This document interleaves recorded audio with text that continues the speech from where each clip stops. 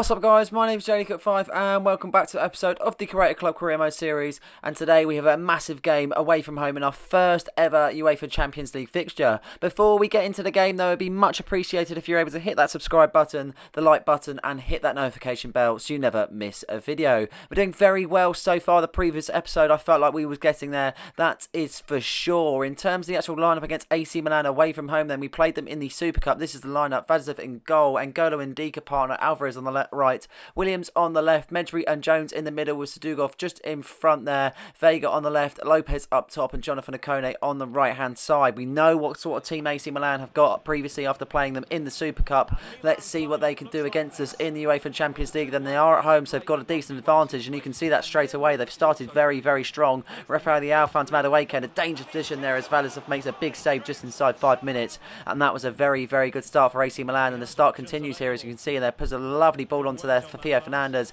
Theo Fernandez picks the ball up really nicely there as he puts it onto his teammate, nicely onto the box, and a lovely chance once again, but unfortunately they cannot convert. It's all AC Milan so far as you can see as Madueke plays it short from a corner there. We do pick it up with Medri picking up the pieces. He finds Sadugov. Sadugov drives forward now. We know he's got a lot of pace and he finds Lopez in a dangerous position. Vega driving forward also. It seems to be some sort of counter-attack as Vega's under decent space. All he's got to do is score, and he does exactly that. Alexis Vega makes it 1-0 for his side then off the counter-attack. It's very much not deserved, that's for sure, as they made a very, very quick start, AC Milan, but it wasn't to be, as Alexis Vega is the man to get the first goal of the fixture as he wheels away and celebrates in front of the travelling supporters then. Brilliant stuff from Alexis Vega on the counter-attack. A lovely bit of passing where Medri intercepted the ball in our area, and we just found ourselves in a lovely bit of space there for Vega to put it in where he did. So it's 1-0 then. Brilliant start for us in some aspects. I know obviously we didn't have the best of starts in terms of getting the shots off, but at least we've got an early goal. But we know AC Milan are going to come back strong here, and they're doing exactly that.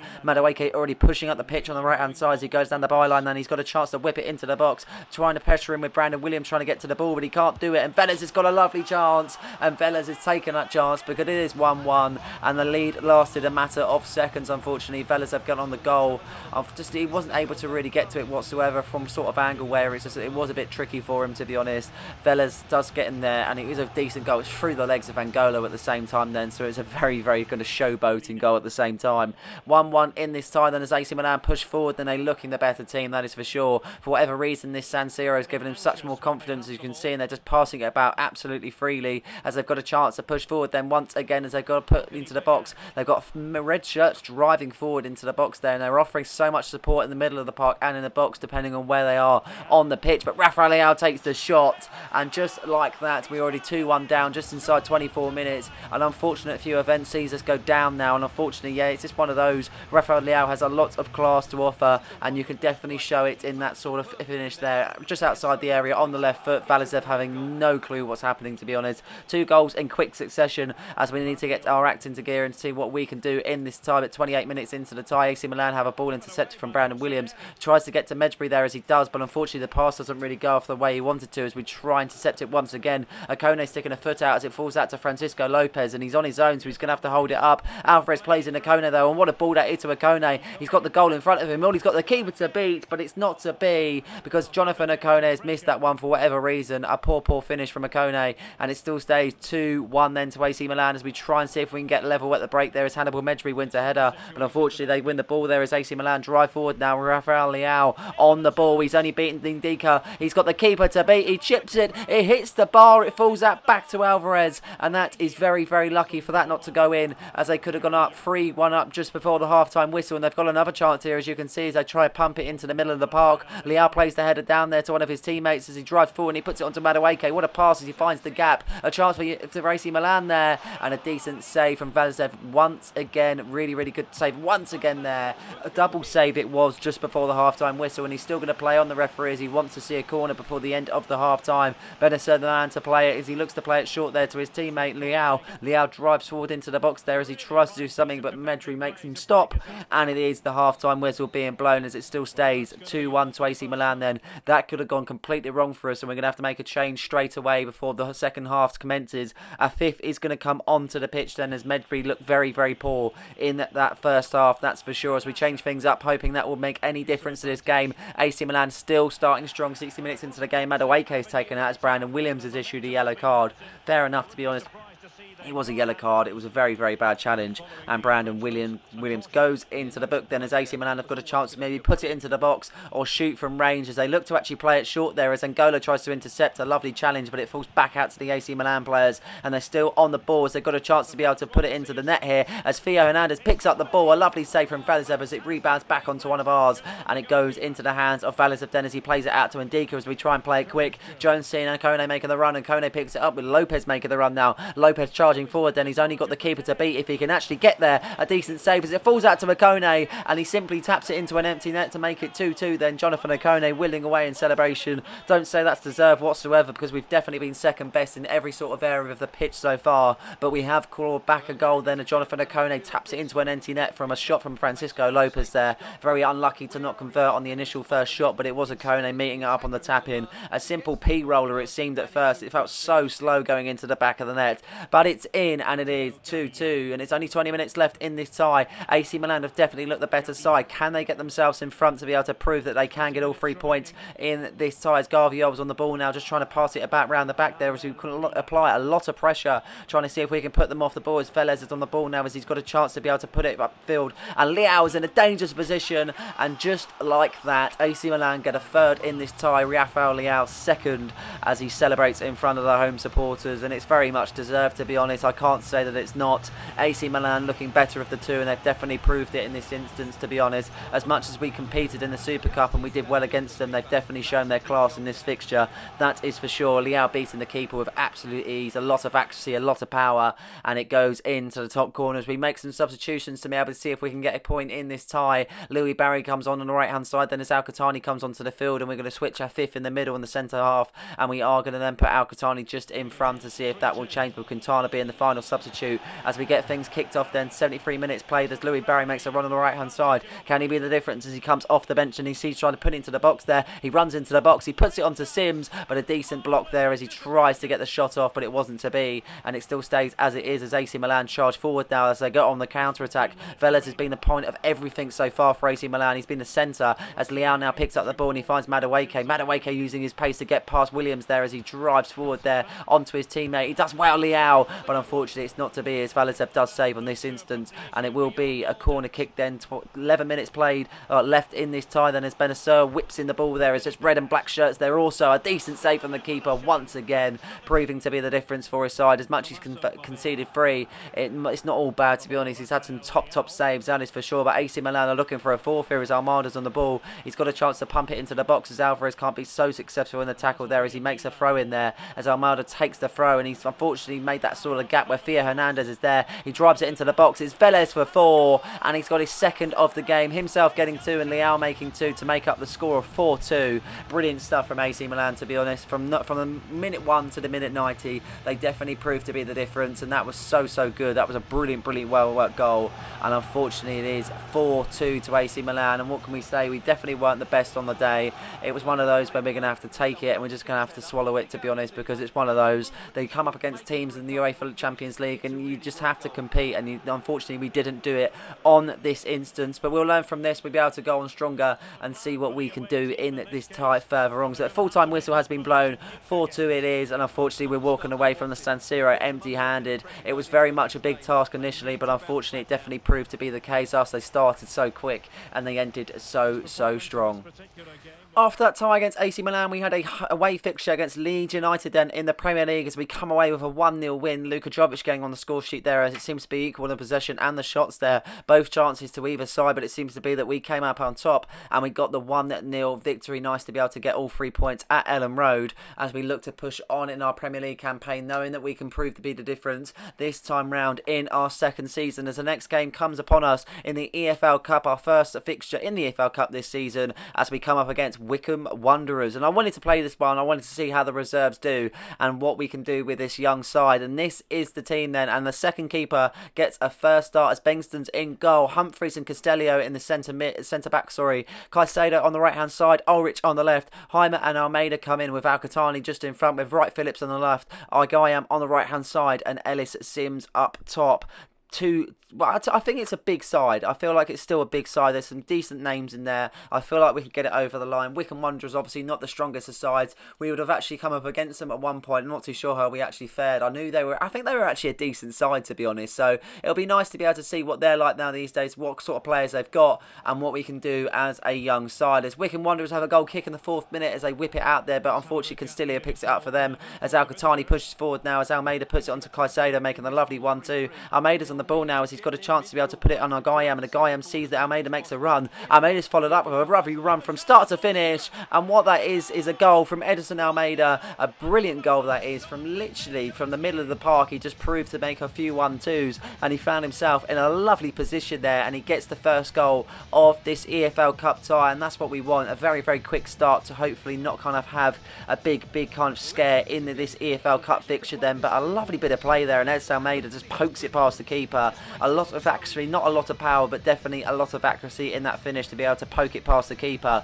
on his right foot. He's not his base forte in terms of shooting, but yeah, it's definitely a decent shot, that's for sure. 8 minutes into the tie then as we try and get something going once again, and we do exactly that. Almeida picks up the ball then on the right hand side as he finds Ellis Sims. Ellis Sims driving forward as he sees Igayam making the run. Igayam's got a chance at the ball here as he puts it onto Alcatani as he sees him in the box, and a lovely shot and an even better goal. Alcatani gets on the score sheet to make it 2-0 for his side just inside 10 minutes, and it's seeming to be an absolutely whitewash against Wycombe Wanderers there as Alcatani gets himself onto the score sheet from an assist from Igayam. Once again, I'm pretty sure he got the assist in the previous actual goal itself. Also, he just takes it on his right foot initially and he just puts it onto his left, and the keeper has absolutely no chance with that one, and that is 2-0 now 17 minutes into the game. Can Wycombe Wanderers wander themselves up the field? But unfortunately they can't as Almeida makes a lovely challenge, putting it out for a throw-in as we try and win the throw-in there, as you can see, and they do well initially getting the turn as we try and intercept. Castellio gets a foot out, putting it onto Almeida as he sees Igayam on the right-hand side making a run. He's got options. One of them he's taken is Ellis Sims. Ellis Sims sees Igayam now on the right-hand side. Almeida and Alcatani in the box now as Igayam looks to cross it in. A lovely cross and an even better header, and Alcatani has got his second for his side, making it 3-0 against Wycombe Wanderers in this EFL Cup fixture. An Alcatani header, that's something you don't see every day. A lovely delivery from Igayam as it just floats into the box. An absolute perfect delivery, to be honest. You couldn't get any better than that in that scenario as he just floats it into the area there, as you can see, in a lovely bit of space. He took his time with that one. Alcatani completely unmarked, and he does well to be able to shift his body to be able to complete the angle, and it goes nestling into the top corner. That is what you want to see from your midfielders, that is for sure. A brilliant bit of positioning and an even better goal, and it seems to be in a very enjoyable tie so far in this first 30 minutes that we've played, and we look to continue that as Wright Phillips picks up the ball. Now Almeida's been perfect in this tie so far, and so has Igayam. Igayam's got another chance here as he hits it, and it rockets off the bar. Then a brilliant chance from Igayam to make it 4-0, but it wasn't to be the case. That would have been an absolute picturesque goal as he hits it with such might on his right foot, just hits the top of the bar as it dips with everything there, and that is staying 3-0 so far as it's 35 minutes gone as the keeper has a goal kick there for Wycombe Wanderers as he puts it out, but Castello wins the header onto Caicedo, onto Igayam. What a turn that is from Igayam there, leaving the Wycombe Wanderers attacker for dead as he looks to go and push forward then as he's got options, one of them being Alcatani. Can he get his hat-trick? Of course he can. An absolute thunder strike into the top corner sees Alcatani get his hat-trick and make it 4-0 just inside 37 minutes. An absolute wonder strike from Alcatani there, nestling into the top corner, leaving the keeper have absolutely no chance for that one whatsoever. It's been an absolute pure first half dominance, and even the reserves, we've absolutely torn apart this Wycombe Wanderers side, and it's really nice to see, to be honest. Igayam being absolutely phenomenal in this tie, pretty much assisting every goal that's happened so far. Another simple touch from Alcatani, and he takes his time and he puts it onto his right foot this time, and he absolutely wallops it into the top corner. An absolute phenomenal first half as we now go into the second. Wycombe Wanderers looking to at least get a consolation goal, as it seems to be very embarrassing so far, as Ward's got a chance at goal here as he puts it onto his teammate McCarthy. McCarthy takes the shot, and they do get their consolation goal then just inside 59 minutes. Wycombe Wanderers have broken their own deadlock as they do celebrate this instance, because I don't think they would have even thought they would have scored at one point with such an abysmal performance. And it's unfortunately where the defence was caught sleeping in a moment where it's been a bit lazy and they just wasn't on top of the game. And unfortunately we do concede, Bengston conceding his first in this tie. As we make some substitutions, then we still got some decent players on the bench, and one player that I'd love to introduce is Dalton. He's 17 years old, he's 69 rated, and he's got a lot to prove. And on he comes then for his first appearance for JD Cook FC as we look to change it up in this second half. 66 minutes played, and Wycombe Wanderers have looked slightly better, having a bit more of the ball so far as they look to push on in this tie. Maybe they can get a second goal in this game, but it's not to be on this instance as the ball conceded there as he put it onto his teammates now. As a lovely bit of passing, a Guyan once again the centre of it all as Ellis Sims picks up the ball now as he's got a chance to push forward there, waiting for the blue shirts to arrive. One of them being Wright Phillips. He's got a lovely chance to goal, a decent shot, but it just drifts wide of the area, of the goal, sorry. After the shot, Wycombe Wanderers take a goal kick there, as you can see, as they pump it up the pitch and they win it really well, but unfortunately it falls out to a blue shirt, but Almeida can't do anything with it. And now Wycombe Wanderers drive forward then as they look to test the keeper for the second time in this game, as they now look in strong numbers there. Lowe's on the ball as he finds his teammate Ward. Ward's got a chance at goal as he puts it onto a teammate initially, and it doesn't fall out, but Hanlon takes a shot, but a lovely save from Bengston, bringing him into action for the first time in this tie. There's only 10 minutes left of the tie as Ulrich gets stuck in there. He makes the tackle, and unfortunately it falls back out to Wycombe as they're now charging forward, but Almeida now makes the interception. A Guyan picks up the ball then as he finds his teammate Ellis Sims. Sims trying to see if he can find out a Guyan, but he puts it onto Almeida initially. Almeida takes the shot, a decent shot that was. He hits it with all sort of power, but it wasn't to be then, as it literally 2 minutes left in this tie. We've definitely been the better side for an absolute mile. Just unfortunately, the first half was good, and we didn't really kind of lead it up with our second half, and that's what really annoys me sometimes when you have such a good first and you can't carry it on the second. But we can't have it all. We've got one last chance, as you can see, as Ellis Sims literally battles through the Wycombe Wanderers players, trying to see if they can win the ball off him, but he seems too strong. And now Katani finds in a Guyan. He gets his goal. He's been assisting players all half, and now he gets his reward with a goal. It's 5-1, and that should pretty much be it then, as a Guyan gets the final goal of this tie. An absolute whitewash against Wycombe Wanderers there. We knew we was going to be the stronger side. We was taking a bit of a risk by playing the reserves, but it was one of those. We knew we had the trust in them, and we pushed forward in this tie then as we look to go on further in the EFL Cup. It would be a lovely one to win, and we're into the next round then. The full-time whistle has been blown. A 5-1 victory. Al-Qatani being the star man in this one as he picks up the match ball, and a Guyan assisting everyone. Just as a whole collective side, we were really, really good from defence to attack.